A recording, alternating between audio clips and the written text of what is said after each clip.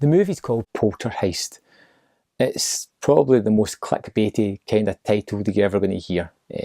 It's designed to sort of catch the eye, I suppose. It also gives you an instant impression of what you're going to get, which is both kind of true and not entirely at the same time.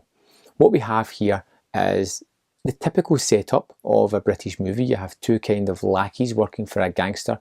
A third lackey has stolen money from the boss. These two guys have accidentally killed them while questioning him, and when they go and tell the boss that he's vanished and they can't find him, the boss gives them 72 hours to find either him or the money, or they're both dead.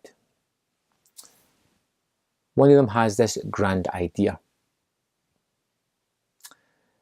Kidnap a psychic, force them to contact their dead comrade and get the information they need to get the money back so they can be safe. It sounds silly, and it is to a certain extent, but this movie is way better than the title or that kind of synopsis sells the movie completely. The two thugs that we have here are quite good. We have one that's kind of dumb and very physical, and we have another one that's also not as dumb, not as physical, but tends to have this kind of good heartish relationship with the other guy, always calling each other brother and things like that.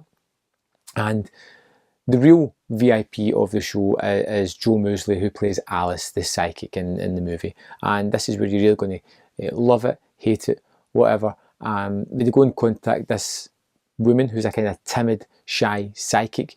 She becomes possessed with a ghost. I know it sounds horrible, right? It sounds rotten, but it's better than that. Possessed by the ghost of the dead thug, and he tries to settle a few scores while he's in this body, while helping these guys kind of get the money back and explaining why he did what he did.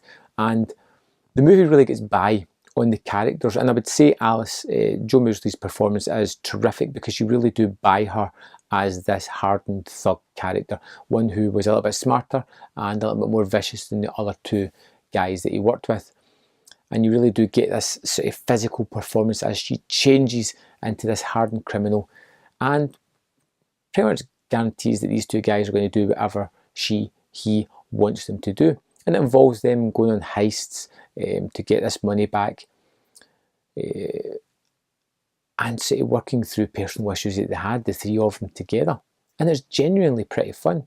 It's not a movie that I'm going to go back to much, but I thought, wow, this was way better than I expected. The whole way that the movie changes from what I initially thought it was going to be into something a little bit more. And it's all tied together by the characters. You know, they are a little bit stereotypical, but they're fleshed out enough to make me actually interested in what they were doing, to make me hope that they were going to overcome this barrier in their lives. So it had me buying into the characters. And of course, we've got the wonderful performance of Alice, who I really can't praise enough, who really ties this movie together. If it wasn't for her, it could fall apart. You know, a bad performance in that role could really have turned it into more schlocky than it actually was. You get funny moments in it as well, but it's all kind of based around the gangster character and his kind of rude bad boy behaviour. It's fun.